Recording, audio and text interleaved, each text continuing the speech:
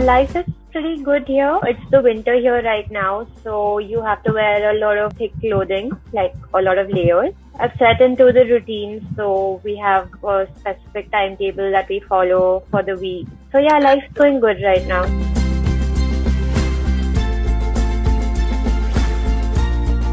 Actually, I'm staying on the Seneca residence right now. Seneca has multiple campuses. There are about 4 in different parts of the city, but they have just one residence in Unham, and everyone going to all the 4 different campuses can stay at this residence.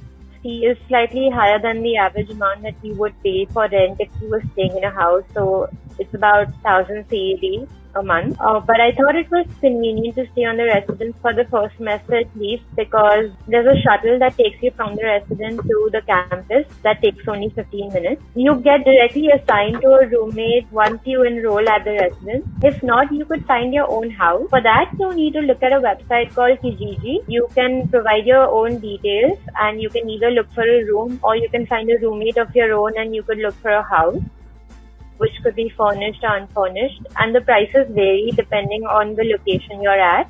Most people stay close to their campus, and pockets that I would say are Markham right now, North York, and Scarborough, where the rent is pretty cheap. But apart from that, if you want to stay in Toronto downtown, that's an option too. And that's near the center of the city. That's more like the hub of the city. So the rent will be higher if you're staying closer to downtown. And it also depends on whether you're living in a basement or you're sharing a room. So I would say approximately like 600 to 700 could also be your rent. That's how you could find accommodation for yourself.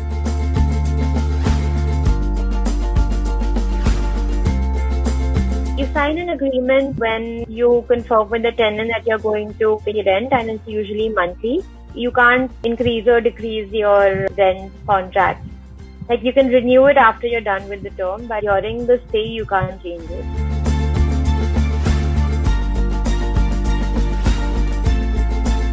That could be personal. I buy my own groceries and do my own thing, so I don't share it with my roommate. But if you have friends or if you end up being your roommate's friends, then you could share expenses.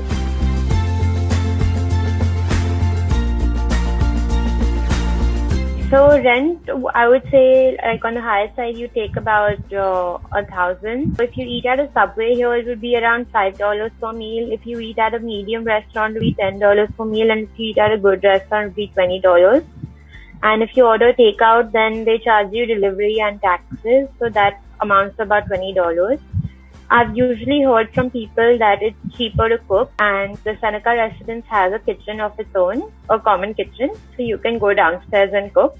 And most accommodation also offers a cooking kitchen space. Apart from that, travel is usually done by public transport, so I use the bus or the subway, and each trip is about $3 per trip. So in total, I think you'd be spending around $200 on public transport. For the subway, you have to buy one card that's called the Presto card, and you can load that with funds. Yeah, and the rest is your personal expenses, which is like your shopping and your groceries. But I would recommend cooking over eating out. But I usually eat out. I haven't started cooking yet.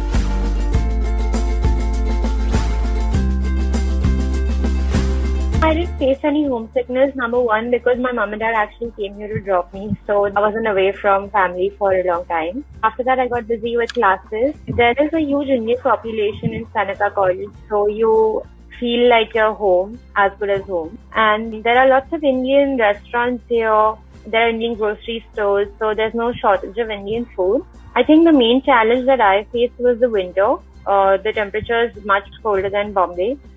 But it wasn't as hard as I expected it to be. I think if you dress well, you layer yourself well, you can deal with that.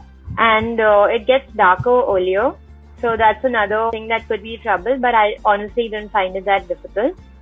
And once you get used to it, you kind of start liking it. As culturally, people were really friendly. So I didn't face any homesickness at all.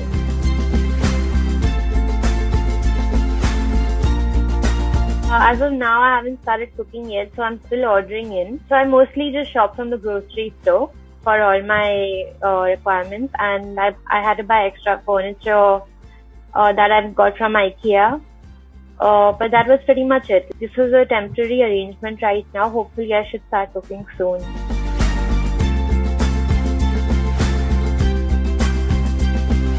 The education system is kind of different here. I think the one main thing that I would really like to point out to students is their concept on academic integrity. They have concepts for plagiarism, which they are very strict with. So that is something that you should keep in mind once you come here. Apart from that, I think education here is practical, mostly application based. You learn concepts in the classroom, and for your homework assignments, you just have to apply those concepts, so there's no rote learning.